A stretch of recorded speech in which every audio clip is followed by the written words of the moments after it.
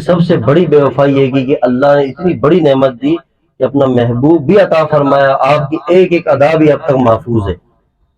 اور جن علماء کے ذریعے ہم تک یہ چیز پہنچتی، ہم نے علماء کی صحبت کو بھی چھوڑ دیا، ان کے پاس بیٹھنا بھی چھوڑ دیا۔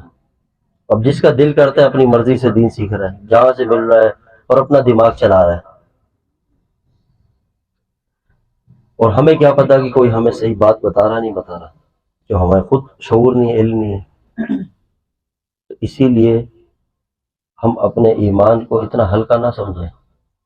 اور اپنے زندگیوں کو، اللہ کی جو نعمت اللہ نے ہمیں دی ہے کلمے کی،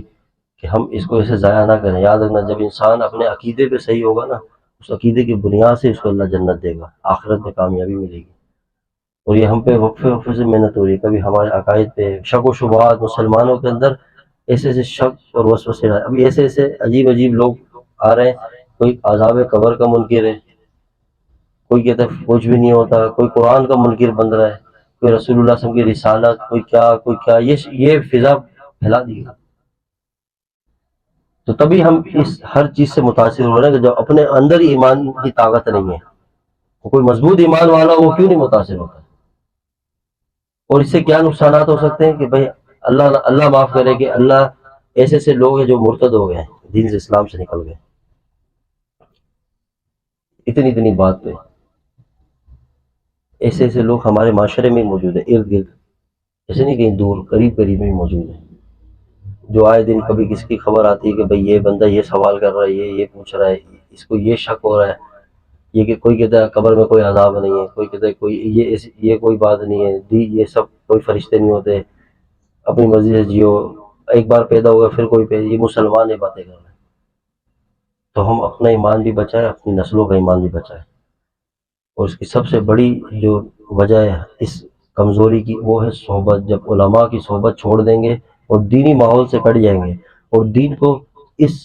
ذریعے سے حاصل کریں گے، صرف موبائل کھولا اور اس میں جو بیان سن رہے ہیں بھائی یہی دین ہے، اور خود سے پڑھنا شروع کر دیا، نہ عقل نہ سمجھ، تو پھر وسوسے آئیں گے۔ شیطان بھی تو دشمن ہے ہمارا، شیطان تو چاہتا ہی یہی ہے کہ ہم ناکام ہو جائیں، شیطان کی تو شروع سے یہی مشن رہا ہے کہ کسی طرح ان کو گمراہی کی طرف لے کے جائے۔ تو ان سب کا ایک ہی حل ہے کہ آپ ساری اس طرح کی صحبت کو چھوڑیں اور اچھی صحبت کو اختیار کریں، علماء کی صحبت میں بیٹھیں، جہاں اہل اللہ ہے ان کی صحبت میں جائیں۔ اللہ والوں کی صحبت میں ایمان کو تقویت حاصل ہوتی ہے، ایمان کو طاقت ملتی ہے، اور صحابہ کو مقام بھی تو صحبت کی برکت سے ملا ہے، عمل کی برکت سے نہیں، یاد رکھنا۔ صحابہ کا جو مرتبہ ہے وہ ان کی جہاد کی وجہ سے ملا ہے، نہیں ان کی نمازوں کی برکت سے، نہیں، بس ان نگاہوں نے اس چہرے کا دیدار کیا ایمان کی حالت میں، تو اللہ نے یہ مقام دے دیا کہ قیامت تک ایک صحابی کے برابر بھی سارے ایمان والے نہیں ہو سکتے۔ وہی صحبت، وہی ترتیب، تو اس شریعت و دین کے وارث ہیں وہ علماء ہیں۔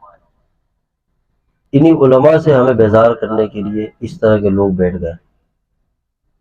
اور یہ ہم ان سے متاثر ہو رہے ہیں، اور وہ ہر وہ بات جو اختلافی ہے وہ سامنے لاتے ہیں تاکہ لوگ وسوسے اور اس کا شکار ہوں۔ اب ان کی اپنی زندگی دیکھیں آپ، انہیں خود قرآن پڑھنا نہیں آتا، اور وہ بولتے ہیں کہ ہمارے ساتھ کوئی بات کرے۔ یہ ساری چیزیں تب ہو رہی ہے نا جب ہماری زندگیوں میں، کہ جب ہم نے اپنے بڑوں کی صحبت کو چھوڑ دیا۔ پہلے ایسا ہوتا تھا کہ لوگ ہفتے میں ایک دفعہ عالم، کہیں بڑے عالم ان کی صحبت میں جاتے تھے، کہ دینی مدارس سے اپنے آپ کو ٹچ رکھتے تھے، کبھی کس جگہ جاتے تھے۔ اب سب ختم، نہیں، کیونکہ ہمارا ایمان ہی سب سے زیادہ قیمتی ہے، اور مختصر زندگی ہے، چند دن کی زندگی ہے، سب کچھ ختم ہو جائے گا، کچھ بھی نہیں باقی رہے گا۔ موت تو آنی ہے نا ایک دن، سب نے مرنا ہے، تو زندگی ہی مختصر ہے، کس کا کب ٹائم ختم ہو جائے کچھ پتہ نہیں ہے۔ تو مرنے کے بعد جو آگے جو نظام ہے سارا، وہ ہم سے کیا نظام آگے تقاضا کرتا ہے کہ یہاں سے کیا لے کے جانا ہے آگے،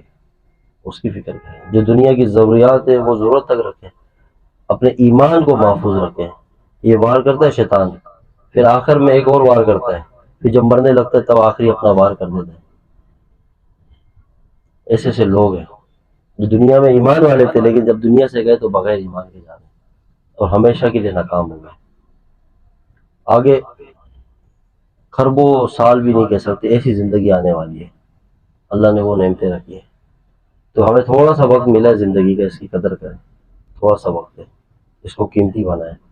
ہم سب جتنے بیٹھے ہیں سب پریشان ہیں اپنی زندگی میں، اس پریشانی کا سیدھا سادہ حل ہے اللہ سے اپنا تعلق بنائیں۔ اور کیا حل چاہتے ہیں آپ؟ جائیں فلاں حضرت صاحب پورے حالات سنائیں، کیا حال ہے؟ خلاصہ یہی ہے کہ اللہ سے تعلق بناؤ، اس کے سامنے رو، اس سے مانگو، وہ پیار کرتا ہے، دینے والا بھی وہی ہے۔ اور اللہ کے محبوب صلی اللہ علیہ وسلم کی غلامی کریں، جن کی غلامی میں اللہ نے عزت اور بادشاہت رکھی ہے اور برکتیں رکھی ہیں۔